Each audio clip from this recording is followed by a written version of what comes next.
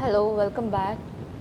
Today I'm making video on valuation model, chapter number 6 of SPM BVM subject. I'm on page number 221. Before going into questions, we are required to know certain conceptual things. So, first of all, I would like to tell those things.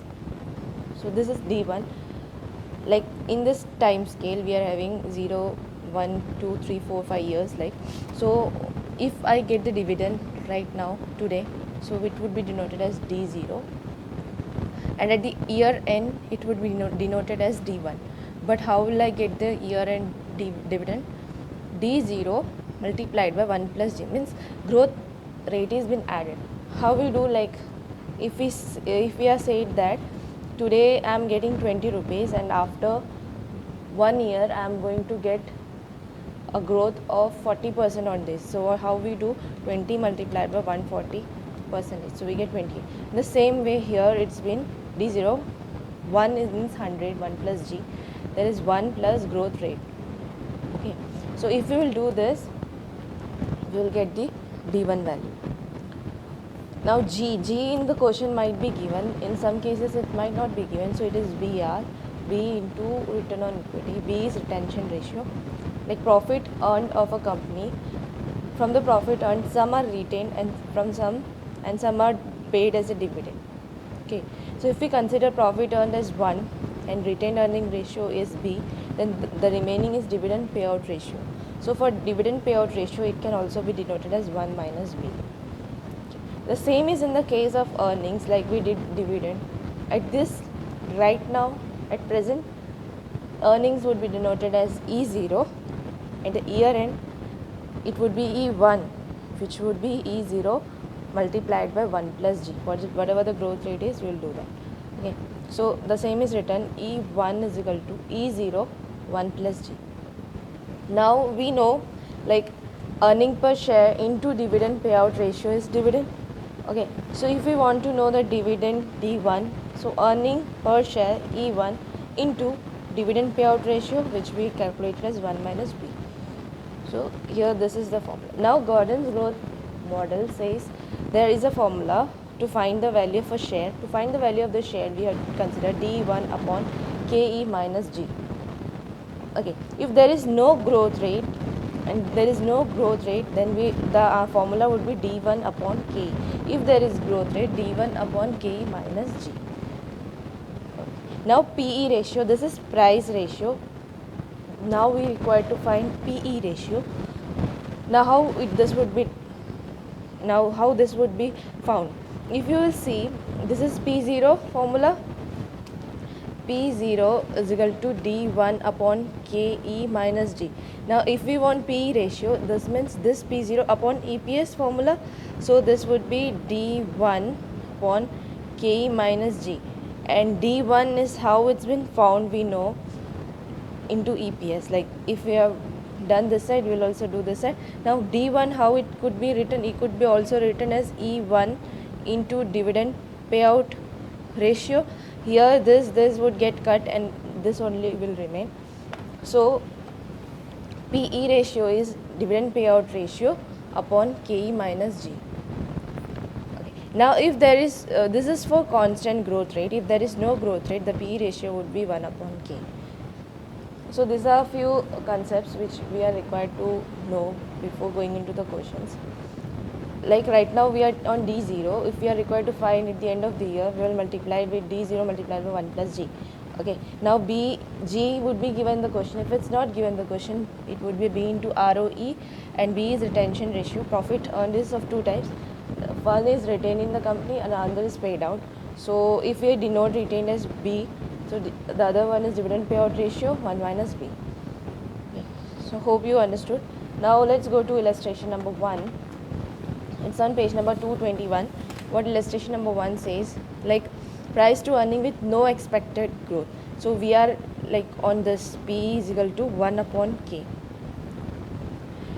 So here they have given us the values E0, G, K, everything is given, but we only require 1 upon K, that is 1 upon 12.5%, so we got 8. Now P ratio with constant growth. Here we also have to find P0. As I told you, P0 is d1 upon ke minus g as per the Gordon's growth model. If there is no growth, we will take only d1 upon ke. But since d1 there is no growth in this, so the E1, that is earnings, would be only the dividend. So here if you will see, there is no dividend given, but we are asked to find the price. So what we will do, we will make this D would be the same E. Okay, as there is no growth rate, the earnings would remain the same. So 2.5 upon 0.125. So this is the price. Now with constant growth rate, we are having the questions. B retention ratio, return on equity. If B is 60%, then 1 minus B is 40%. This is dividend payout ratio. Okay, and BR is growth, 60% into 15%. This is growth, 9%. Now E1, how we'll find E1? E1 will find with, like this is this E1, we are having the formula E0, they have given 2.50 multiplied by 1 plus G, 9%, so we will get 2.73. Now D1 is EPS into dividend payout ratio, this 40% here, so we'll get 1.09. Okay, now P0 is the same formula, D1 upon KE minus G. PE is equal to dividend payout ratio upon KE minus G. Why dividend payout ratio? This EPS let's get cut and we'll get DPR upon KE minus G. Hope you understood the illustration number 1. It would be better if you sit with a pen and a book and note the points along with it. Now we are required to know about discounted cash flow method. Discounted cash flow method, it's little bit complicated, but if you'll understand, if you'll solve 2-3 questions, then it would be easy for you. See, free cash flow, there can be cash flow with as a 2-stage model and 3-stage model. If suppose we are having high growth percentage, high growth period, and at the other side we are having terminal growth, I'll explain. And here in the 3-case model, we are having 3 periods, that is high growth, then transition period with low growth period, and then a terminal growth. Now what are these? I'll tell you how it's been solved. Like this is the time scale. 0 to 4 years, the growth rate is 6%, which is known as high growth period. Now from the year 4 to 7, the growth rate is 4%, and this is low growth period or transition period.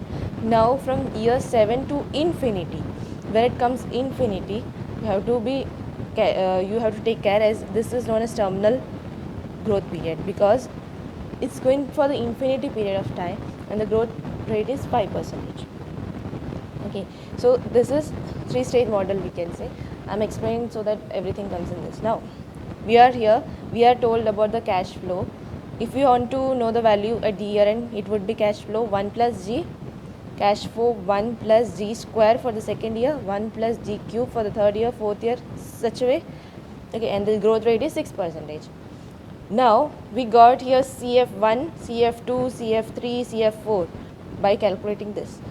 Now we are all on that time scale, like we are 0. Right now we are having CF value. At the year 1 we are having CF1, CF2 and all that. But right now we require the present value. So how we'll do the present value? We'll bring all these values to 0 level. So this is done by discounting factor. How we do? CF1 would be discounted like 1 plus R raised to the power 1, the time period 1.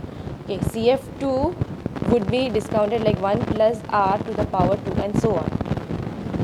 So this is how we do, like if we have to bring to the present value, we will divide with 1 plus R to the power time. Okay. Now this I think it's very difficult to calculate, like CF we have to calculate, after that we have to bring it to present value. Better there is one formula for this to solve.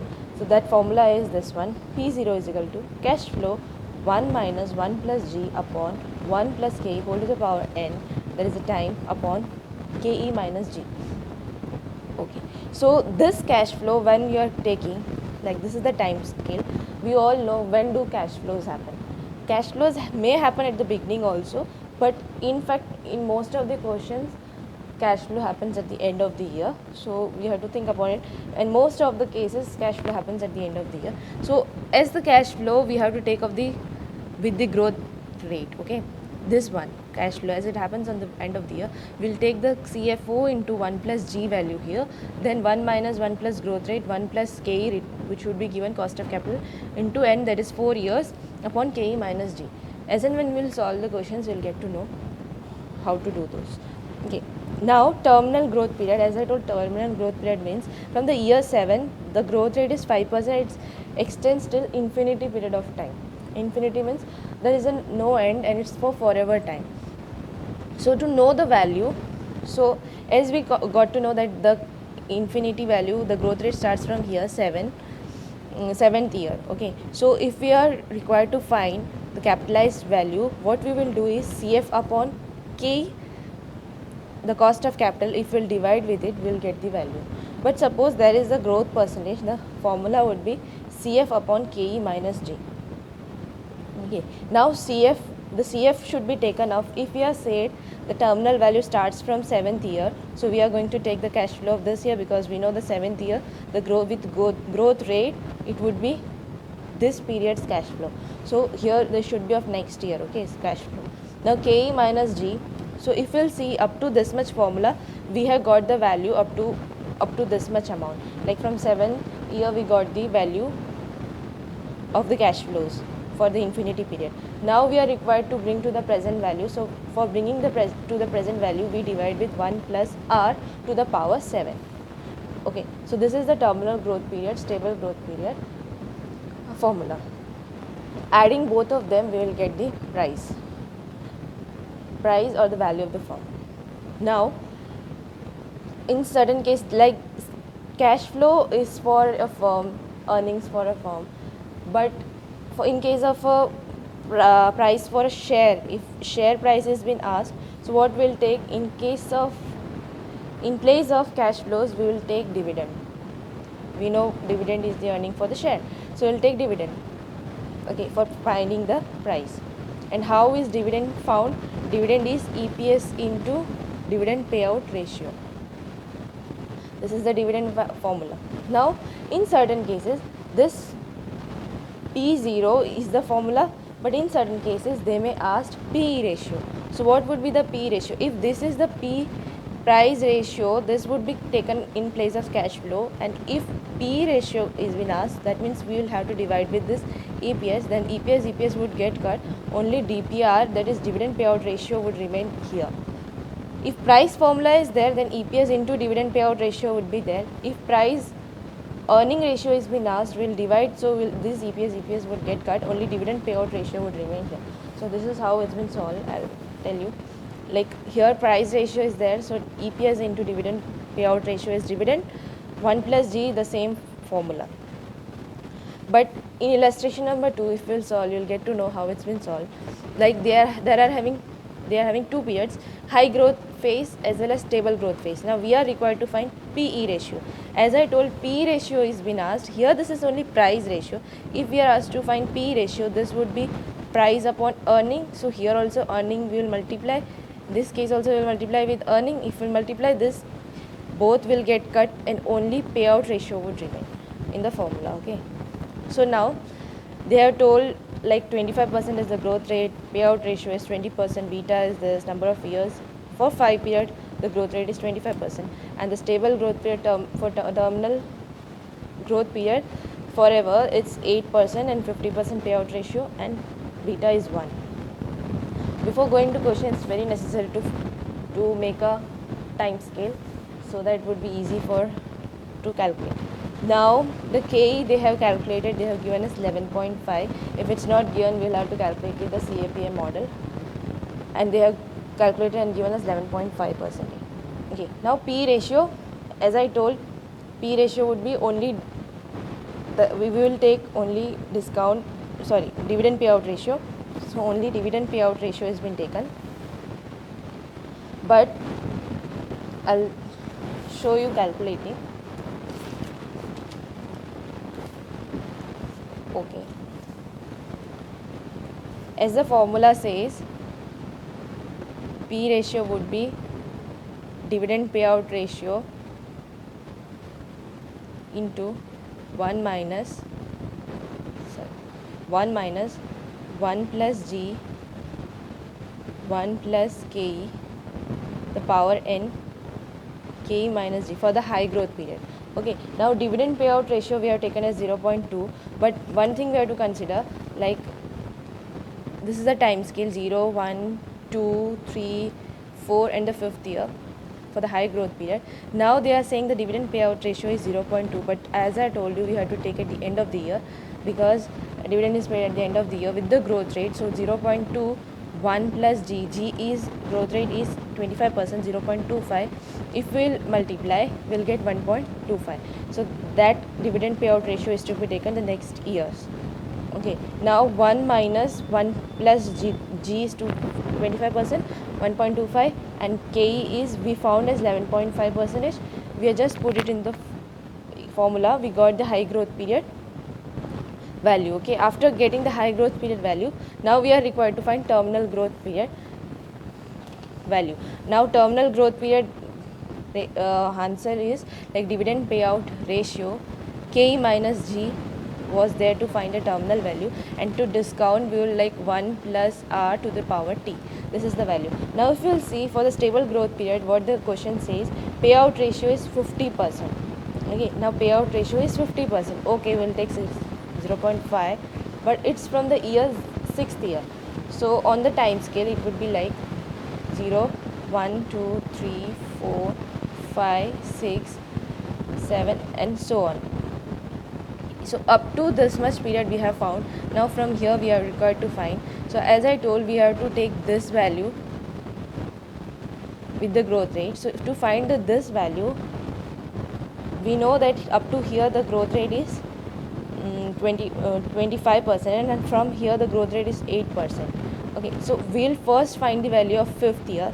5th year would be found as 0.5 payout ratio into 1 plus growth rate, and for the 5th year it would be raised to power 5 multiplied by, if we'll get the 5th year, we will just multiply with 1 plus growth rate to find the 6th year. Okay, अगर हमको 6th year का cash flow चाहिए तो हम क्या करेंगे, 5th year का पहले निकालेंगे, फिर 1 प्लस जी कर देंगे तो will get of the 6th year. तो अगर हमने 0.5 ले लिया तो 1 plus g growth rate of 5 years अगर हम वो देखें तो 0.5 into 1 plus growth rate of 5, it would be like we have to take the growth rate of 5 years of this period, okay, because this is the growth rate of 5 years. So it would be 0.25 raised to the power 5. Now the growth rate is 8%, so 1.08. So we got the cash flow of 6th year. Now we will take that cash flow, like we will take the whole cash flow. Now KE minus J, KE is 11.5%. 11.5% minus the growth rate is 8% for this period. So by finding this, we will get the terminal value. Now we will discount, we will bring to the present value. While bringing to the present value, what we do is 1 plus r to the power t. And one thing we have to think is, like we have got the terminal value from the 5th year. Now we are going to bring to the present value. So we have to, the time period would be 5. But which KE value would be taken? Cost of capital would be taken. Cost of capital will be taken of this phase. In this question, the cost of capital, that is cost of equity, is same 11.5% for both the period, but sometimes it's different for the both the periods. Okay, so that is to be noted. Now illustration number 3, estimating a fundamental PE ratio for Infosys. We have to find the PE ratio, same. So the same question, but there is one calculation, so I'll show that how it's been done. Like high growth period, they have given 5 years. See here the K is different. So while this K would be of this value, okay, this, because we are discounting to the 5 years ahead. So in the 5 years, the present value would discount it with this value, 10.85%. Now P ratio we have to find for Infosys. 5 years, this is stable growth period, terminal growth period we have to find. But some adjustments are given. The current payout ratio is, current dividend payout ratio is 36%. While after 5 years, the payout ratio is estimated. Like the payout ratio would depend on growth rate 5% and return on equity. If we are given G and ROE, that means we have to apply the formula of this growth rate. Now they are told that dividend payout ratio is to be estimated on some basis. So we have to find dividend payout ratio. So dividend payout ratio could be found as B. This would remain here. This would go in denominator. We are given this as 5%, 15%. So we got the B value. Now B value if we got, now we want the dividend payout ratio. It is 1 minus B. So 1 minus 33.3%, we will get 66.67%. Here there is some error, like here it would be expected growth rate is 5%, so you may correct that. Now that's been solved the same way by putting in the formula. So I'm not calculating again, you may try once, you'll get the answer. Now before going to illustration number 4, we are again required to go through certain topics. Now there are two things: free cash flow to firm, free cash flow to equity. Free cash flow to firm. In firm, three people invest, three types of people, that is debenture holders, debt holders, equity shareholders and preference shareholders for the firm. And this cash flow is only for the equity people, that is equity shareholders. So this is quite simple, free cash flow to equity. How we solve? The same way we have to solve, like EBIT. After that we deduct interest, so we'll get earning before tax. After that we deduct tax, so we get earning after tax. Okay, we say this is available for whom? This is available for shareholders. Okay, from this if we deduct preference dividend, so we say now this is totally for equity shareholders, not even for preference shareholders. But we have to find free cash flow.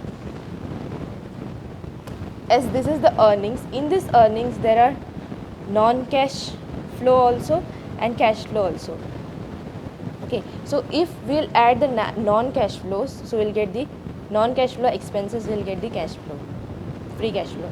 Now depreciation, amortization are non-cash charges, we'll add. Now if we have added, so we got, now this calculation means what? If a company in the future it's going to make some capital expenditure, it's going to purchase some asset, or it's going to make some investment, so what it will do, it will deduct that amount today itself, so that in the future we can only pay from this amount, we can pay to the equity, and this amount will deduct because this are going to happen in the near future. Means this are going to happen, or this are going to occur, or this are going to, the company is going to gain from this amount. So earning after tax we got, we'll add non-cash charges. After that, any changes in working capital we will add or minus, will deduct, because it has to be done from this earnings only. And if any capital expenditure we are going to do in the future, so that also we will deduct from this. Now if any new debt comes into the company, then what we'll do, that would be the earnings for the equity shareholders would add. And if we have to make any debt repayment, from this amount only it would be debt repayment paid. Now preference dividend would be also paid from this amount. After that, whatever remains, it would be for the equity holders. Okay, so it's the free cash flow to the equity after making this adjustments. Now free cash flow to the firm, as I told, in the firm for this three people we have to find the cash flow. The remaining amount for this three people, they can distribute among themselves. That amount we are required to find. So how we will find? We know they have dividend, they are being given as dividend return, they are given interest. Okay, so what you have to do, we do not have to deduct interest because this amount is for three of them, and from this we are going to pay the interest. So here we will not deduct interest. So EBIT minus direct tax, if we'll do, we'll get non-operating profit after tax. Now this includes cash and non-cash. We'll add the non-cash expenses, and any changes in working capital will minus, and capital expenditure if you are going to make, will deduct. After that, this value is going to be available for three of them. Now there are many other formulas we are required to find. If see here EBIT, we are not deducting the interest, we are directly minus, we are subtracting tax, so we are getting non-operating profit after tax. If we are going through this formula, so then it's okay, we have to make these adjustments only.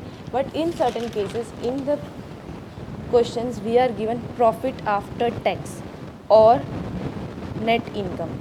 It is also denoted as net income. In some cases we are given this means we are here,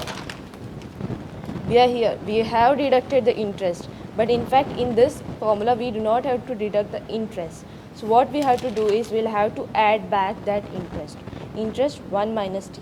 Now you will think why interest 1 minus t is been taken, why is this has been done? Because suppose if our earning before interest and tax is 100 rupees and the debt holders, debenture holders, we have paid the interest as 40 rupees. Okay, now the earnings is 60. If we are calculating the profit at the tax rate 30, we'll pay 30 rupees to the government and remaining is the 30 rupees left, earning after tax. So we have taken this. But in fact, if you will see, if there is no interest, if we are not paying the interest, then what happens?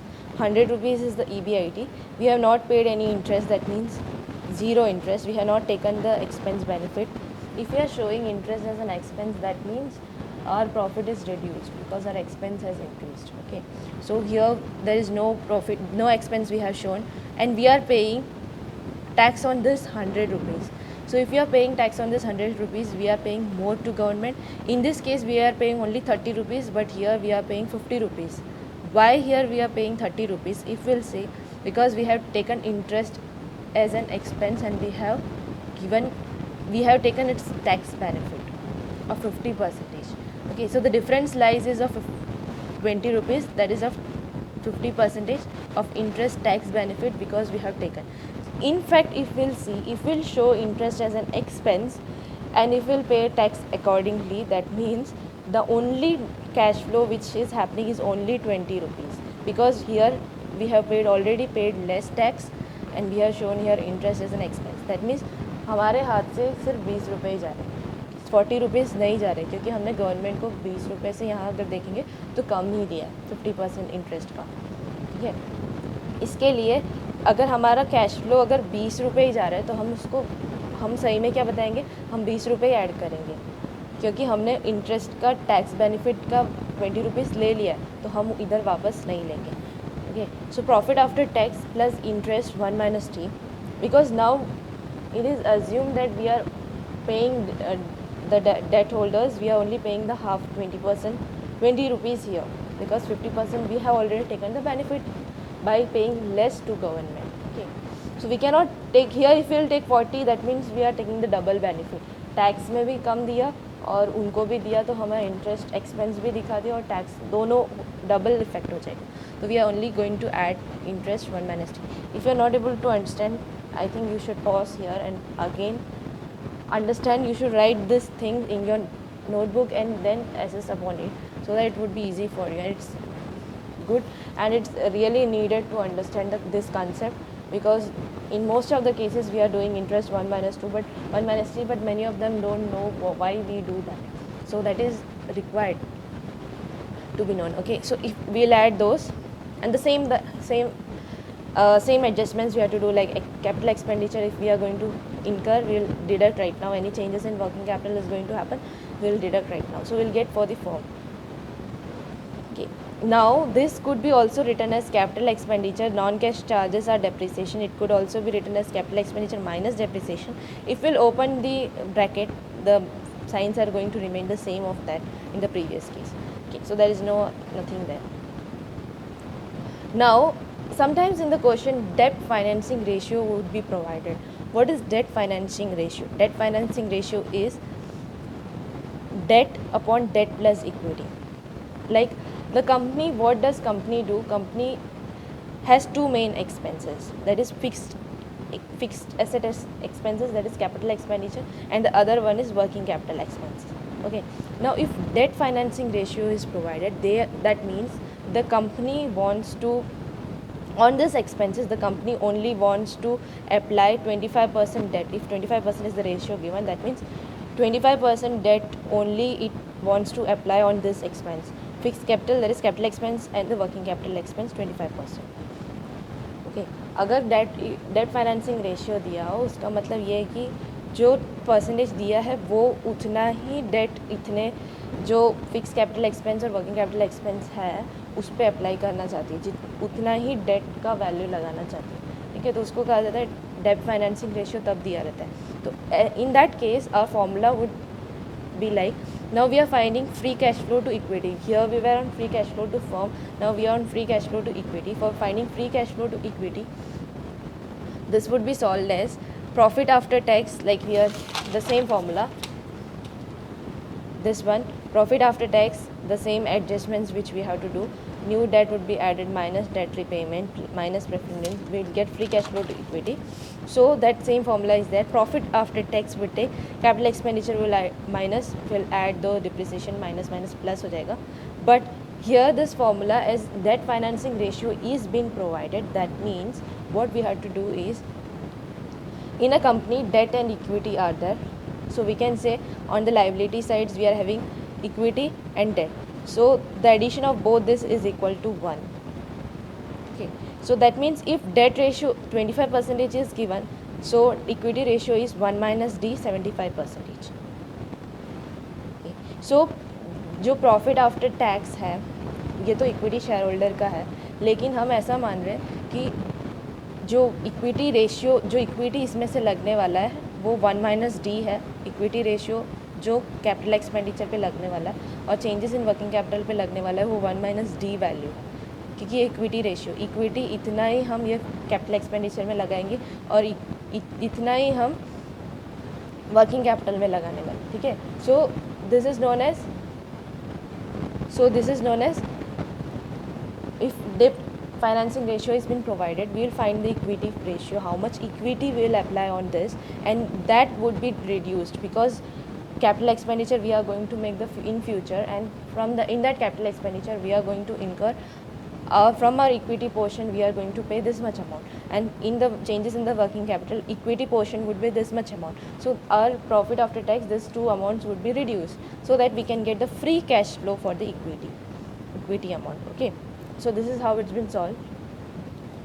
Now if we are required to find value of stock today, this was free cash flow to the firm, free cash flow to the equity. Now we know this is the Gordon's growth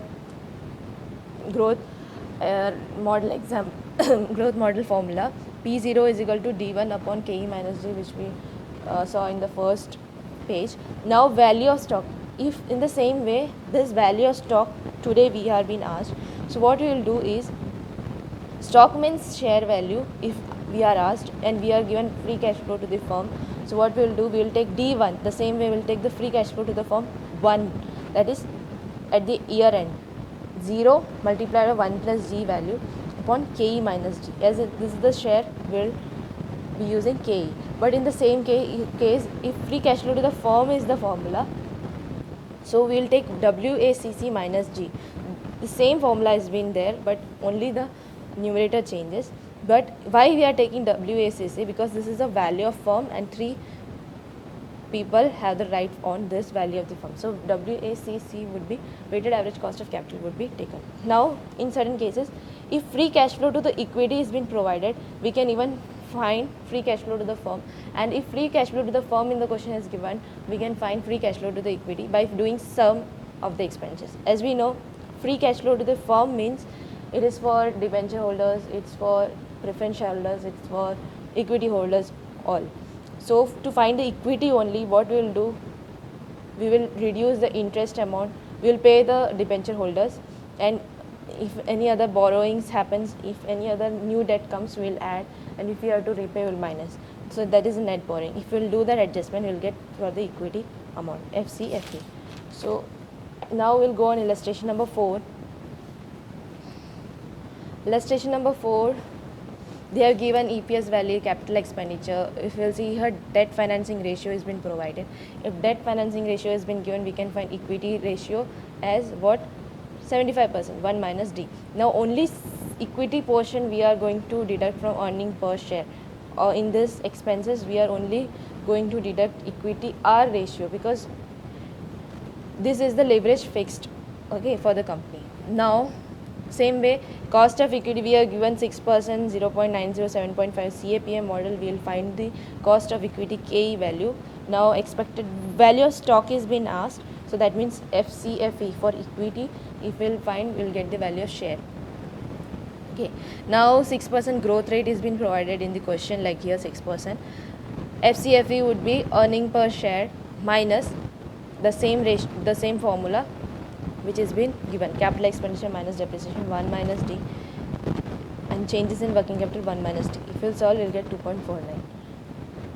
Okay, now illustration number, now the solution is also remaining. Value per share is been asked. We have only found free cash flow to the equity. Now from the free cash flow to the equity, as I told, the formula for the value of the share would be free cash flow to the at the one level the year end would be from free cash flow to the firm 0 level 1 plus G. So 1 plus G is 1.06 upon K is 12.45% minus 6% would give 41 rupees. This is how it's been solved. Now illustration number 5, the same way how we'll do. In free cash flow to the firm, we have to think we are not going to deduct interest from EBIT. Okay. But if profit after tax has been given, what would we do? We'd add 1 plus D. Okay. This is how we do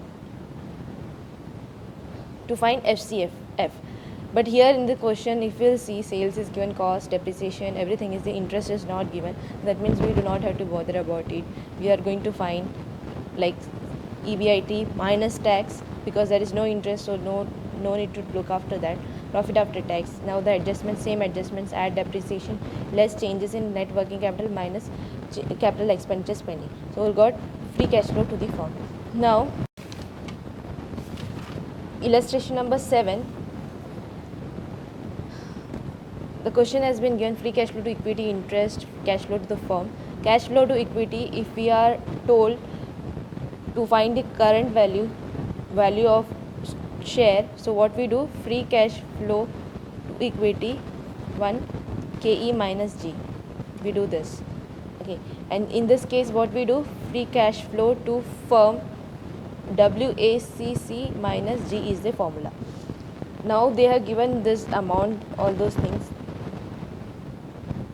How this comes also we know, cash flow to firm, the adjustment if we will do by minus 1 minus T, we will get this values. Okay, so up to 5 years the cash flows are being provided and terminal value is also been provided. So we know what to do now, but one thing you have to do, one thing you have to understand, that is this formula is only used when we have even cash flows. Even cash flow means same cash flow every year, and only the growth is to be added. Okay, but in this question, if we'll say the cash flows are different, so we'll not use that formula. Rather, what we will use this formula. Means every year we have to calculate the present value. Now the cost of equity is given, KE is been provided 13.625, 10% rate has been provided, market value of equity is this, value of this is provided. So through this we can find weighted average cost of capital. Finding weighted average of cost of capital, we got 10.94, I think 10.94%, and here 7%. Cost of debt after tax. So the values we received. Now we have to discount the same way, because we cannot use this formula. What we have to do, we have to this is only used for even cash flows, but we have to do now that formula we have to use. Every year we have to bring to the present value, but for bringing to the present value, in this case in the denominator we will use KE, and the denominator we will use WACC. The same way is done. 50 divided by the year end 1 plus R, in place of R KE is used, to the power 1 to the power 2 in the same way. Now the cost of flow to the firm would be brought to the present value with WACC.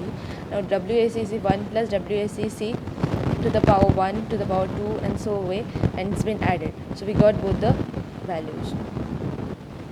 Okay. After finding both the values, cash flow to the firm, cash flow to the equity, we got just by subtracting value of debt in the question, we'll get the same answer, cash flow to the equity. Now here in this question, what they have done some error means interchange. This free cash flow to equity would be discounted with WACC, and this they have discounted interchanged. They have interchanged the rates. Okay, so here in the previous question we had, in the first one they have divided with WACC, and here they have divided with KE.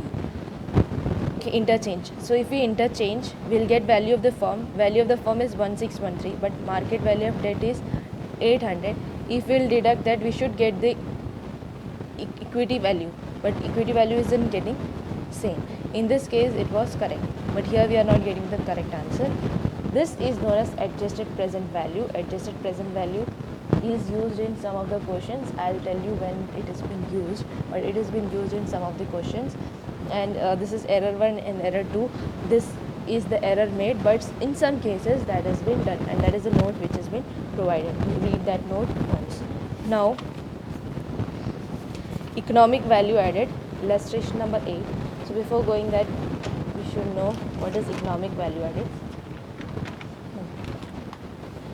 In a firm, there are equity shareholders, preference shareholders, and debt holders.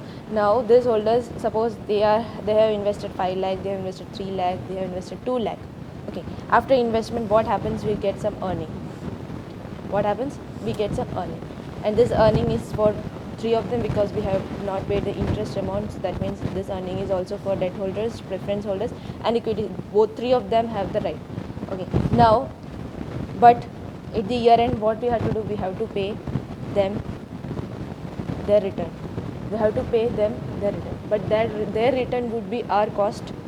Okay, ये हमारा cost होगा क्योंकि हमको 10% interest देना है, 8% dividend देना है, 15% dividend देना है. तो हमको अर्निंग तो हुआ इन लोग के इन्वेस्टमेंट से, हाँ, लेकिन हमको कुछ कॉस्ट भी हुआ. ठीक है, तो जो डिफरेंस आया, रिटर्न भी हमको मिला लेकिन हमको कुछ कॉस्ट भी आया, लेकिन ये दोनों को माइनस करने के बाद the remaining amount is known as economic value added. Okay, there is a value added, economic value added. So how we'll do? Return on capital investment minus the cost which we are paying, cost of capital. It's WACC because 3 of them are there, so we'll take weighted average cost of capital multiplied by capital investment. We'll get EVA, that is economic value added. Other formula is non-operating profit after tax. Non-operating profit after tax is EBIT minus tax. Okay, minus capital invested into WACC. In both the capital invested values, we should not include non-trade income because it is not of business. We should not include non-trade income. Okay. Now, let's find illustration number 8. Illustration number 8 says as the firm has asset in place 100 crores. Asset in place right now it has 100 crores, and after tax operating income on asset is 15 crores in place. Today we are having 15 crores operating income. Okay. Now at the beginning of each next years, 5 years, we are investing 10 crores every year. Every beginning of the every year we are doing 10 crores investment. Okay. Now they have given the growth rate. After 5 years, the growth rate is 5%, and in this period there is no growth rate, but only 15% return, and cost is 10%. Now, last 4th point is very important. All assets and investments. All assets and investments. All assets and investments mean this asset, everything. All assets and investments are expected to have infinite lives. Infinite lives. Thus, assets in place and investments made in the first 5 years will make 15% year in perpetuity with no growth. 15% year in perpetuity. Perpetuity मतलब infinity period. They are going to give the benefit. All the assets and the investments. Okay. So one thing we have to say, this is capital investment invested. They have not told about capital invested. They only told about all assets and investments. So assets here it starts, and investments from this point it starts, assets and investments. Now I'll teach you how it's been done. Like value of the firm is to be found. We will make the time scale 0, 1, 2, 3, 4, 5. Up to 5 years we are bothered. After that it's for infinity period. Like today capital investment is 100 rupees. They are not told that it is for perpetuity period. So the capital is 100 rupees. We'll take that. Now in the first line they say after tax operating income on assets is 15 crores. and return on capital is this. So we'll find the economic value added. Economic value added, we will apply this formula. Non-operating profit after tax has been provided minus capital invested into WACC. So if we'll do that formula, so we'll get 5. Okay, so we got the 5 value here. But what they have told in the last line, that this all the investments and all the assets which are there, they have infinite lives and with no growth. Okay. Earlier, like I told you how terminal value is been found. Terminal value is found through cash flow upon KE minus G, and if there is no growth rate, I told you how to do KF, cash flow upon KE. So this is the same with no growth rate. We'll have to apply this formula. So 5 we got economic value added. Perpetuity is the thing, we have to find the terminal value. So upon KE. So 5 upon KE. KE is, how much is KE? If we will see the KE, that is 10%. 10% cost of capital. So if we'll divide, so we'll get 50 crores. Okay. KE or WACC. WACC is for the firm, so we can take the WACC value. Okay, so 5 upon 10%. So we got 50 crores. So the first one is we received. Now at the beginning of next 5 years, at the beginning, it's not at the end of the years, at the beginning of next 5 years, we are going to make 10, 10, 10. So here only the beginning of the first year means here, right now we will make 10, and for the 5 years, 1, 2, 3, 4, 5, we are going to what? We are going to invest. Now this investment also we have to find the economic value added. Economic value added, how we'll find?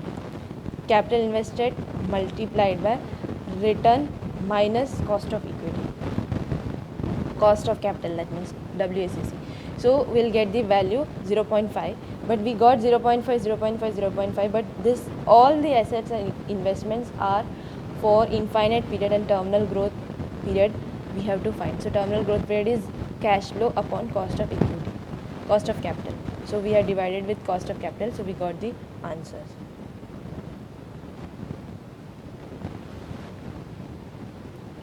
Now see, here we got 0.5, 0.5. We'll get in every year, we'll get this terminal value. After finding the terminal value from here, we'll get 0.5, 0.5, 0.5. But we are required to bring to the present values. For bringing to the present value, we'll take cost of capital in the denominator and we'll discount.